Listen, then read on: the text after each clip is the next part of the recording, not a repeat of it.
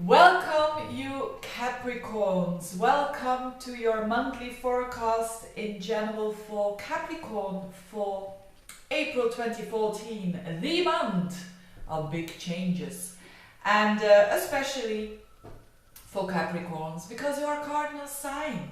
Now, April is a month where a lot is happening because also eclipses are happening, but I'm going to be talking about three things. First of all, Mercury-Uranus conjunction, and I'll explain in a minute, then the Grand Cross, and then Venus in Pisces. So the trigger, what is really going on, and the planet that softens things. Now, I have made a separate video of the eclipse because there's so much information about it. And the most important thing to keep in mind, and I think that Capricorns will say, well, is that an advice? I understand that very well, but the this whole eclipse that is going on is all about not jumping the conclusions.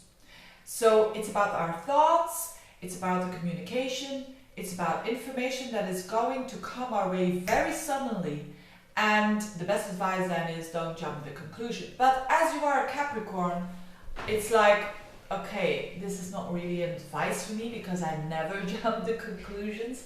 But maybe you are a Capricorn with a moon in Aries, who knows, and who really is quite impulsive. So if you do have an impulsive nature, keep in mind what I just said. Don't jump the conclusions. Wait until you have all the proof and all the information and facts before you act.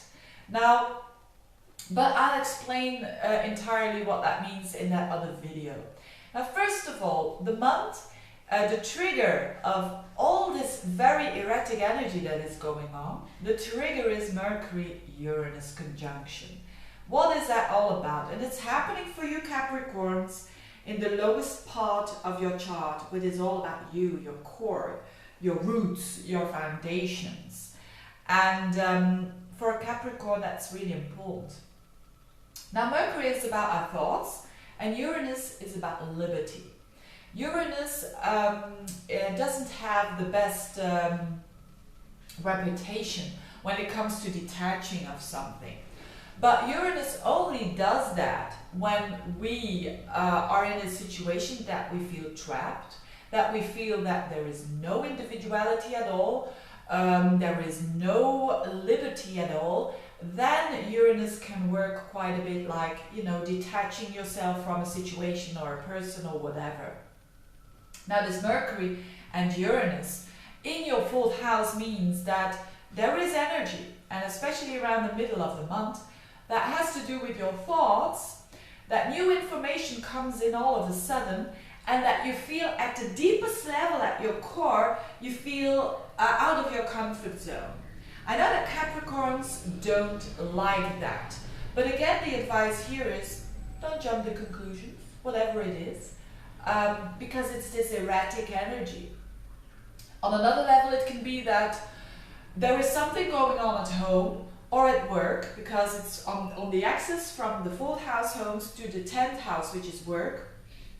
Something is happening there that you need to move, or you need to work at home, or you need to work abroad, or whatever. There is a change on the axis of home and work. So there can be changes there.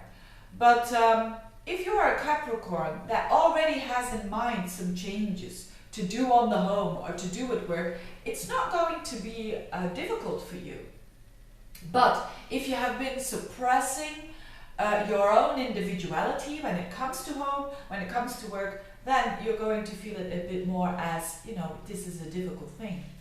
Now, not all the Capricorns are feeling this Grand Cross and this eclipses in such a heavy way. It's mostly the Capricorns who have planets or a rising sign around 12 to 15 degrees.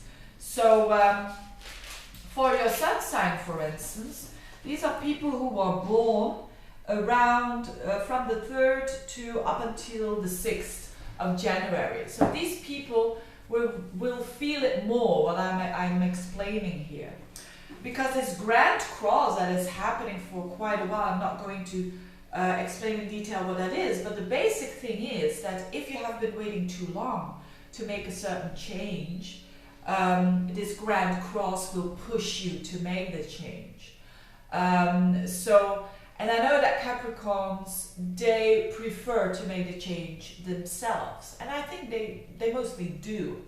So keep that in mind, so that you can make the changes yourself, and so that not the environment, all of a sudden something changes and you feel out of your comfort zone. So really listen to yourself on a very deep core level. This is the message for the Capricorns. Listen to yourself. What do you want? What is the situation you are heading at? What do you want in life that is very much about you and not about someone else or something else, and so on? If you do that, I think you are going to go up a level. And that is what Capricorns want to do. They want to go up a level. They want to improve themselves. It's a very, it's a sign that is linked with performance, with hard working and getting your goals there. Now there's another eclipse happening but it's happening at the very end of the month in Taurus, which is a fellow earth sign. And I don't think that is too important, but this is nice for you because it's in your 5th house, which is the house of creativity, of expressing yourself. So there is new opportunities in 5th house area. So new opportunities. Maybe you're going to do a new hobby, or maybe you're going to say to yourself, I work very hard, but now I'm going to spend 1 hour a week on something that I like to do. Whether it is going to a restaurant, going to a movie, or whether it is going to a workshop. It doesn't matter if it pleases you. So there is opportunity there. Also with children, it could be that a child goes through a new phase, or having a new child. Some of you will be that as well. Now the last thing I want to talk about is Venus. Venus in Pisces. Venus is going to be there for the whole month, and this is your 3rd house. And this is a smoothing energy. So all that other energy I talked about is quite, you know, this full square. It wants us to push ourselves. It wants us to become better. It wants us to do things. But with the Venus and Pisces, it's about smoothing energy. It's nice energy. It's easygoing energy. And it's in your 3rd house of communication. So that is where you find the relaxation. In communicating with others, maybe through the internet. Your 3rd house with Venus in there, maybe you're going to have good connections on the internet, or maybe you're going to have good connections with siblings, or with neighbors, or things happening in the neighborhood. Maybe a party somewhere in the neighborhood, and you're really enjoying it, communicating. Reading a nice book, but not, you know, the very intriguing affair or something, but reading a book that is very gentle, that opens your mind, that is maybe about art. So all of that is happening at the same time and can give you a bit of peace and calmness towards all the changes that are happening with you, especially those who have those planets around those degrees. Wow, it's really an opportunity to make huge changes in your life, and so that is good. I think that's about it. I wish you all the best. Of course, if you want a consultation specifically for you, don't hesitate to contact me, and see you next month. Bye bye.